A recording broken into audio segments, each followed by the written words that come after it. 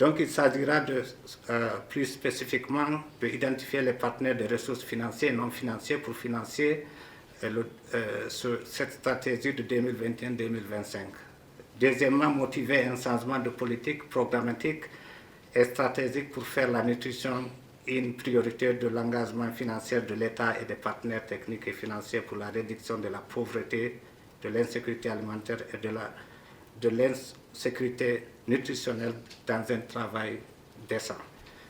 Négocier les engagements financiers de l'État et ses partenaires techniques et financiers et diriger, produire des comptes rendus sur les performances programmatiques et financières de la stratégie.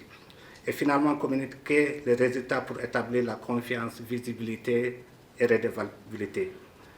Mesdames et messieurs, distingués invités, c'est le lieu aujourd'hui de saluer les efforts du gouvernement malien qui œuvre à respecter ses engagements dans le cadre des objectifs de développement durable. Sans exprimer ma reconnaissance à nos partenaires financiers, et en particulier l'ambassade du Canada et celle du Royaume du Pays-Bas, l'Union européenne pour leur soutien continu dans cette lutte au Mali. Permettez-moi tout d'abord d'exprimer ma sincère gratitude au gouvernement du Mali et ses départements sectoriels pour avoir organisé la présente table ronde et à chacun d'entre vous pour le soutien constant, indéfectible et le dévouement sans faille à la cause de la nutrition.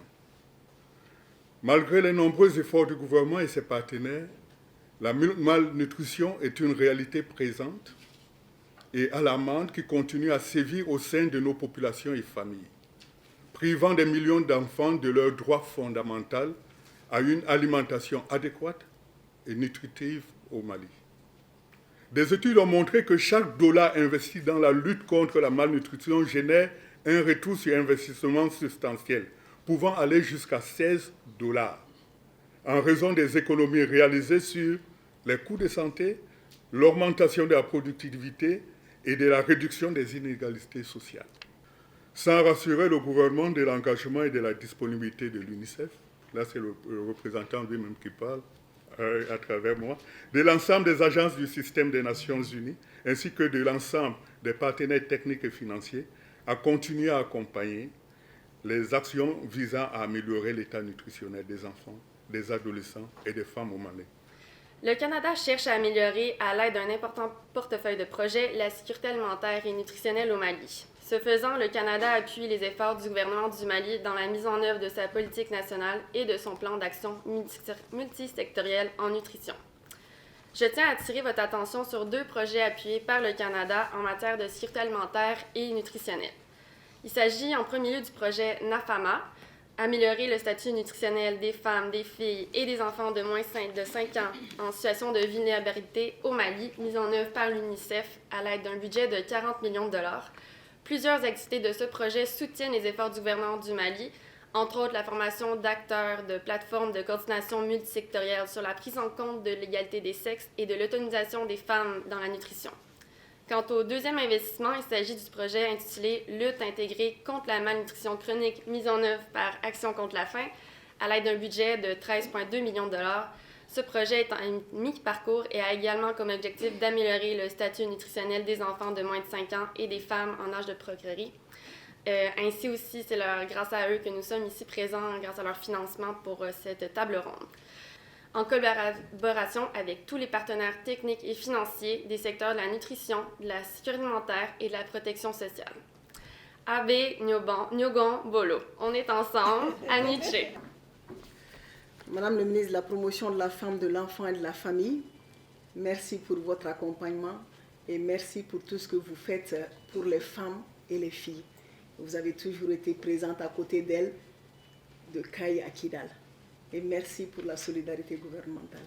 En adoptant le plan multisectoriel de nutrition PAM 2021-2025, le gouvernement du Mali s'est résolument inscrit dans l'agenda 2030 pour le développement soutenable prôné par les Nations Unies qui engage tous les gouvernements à agir en faveur des changements universels et intégrés permettant d'éradiquer la faim et la malnutrition sous toutes les formes.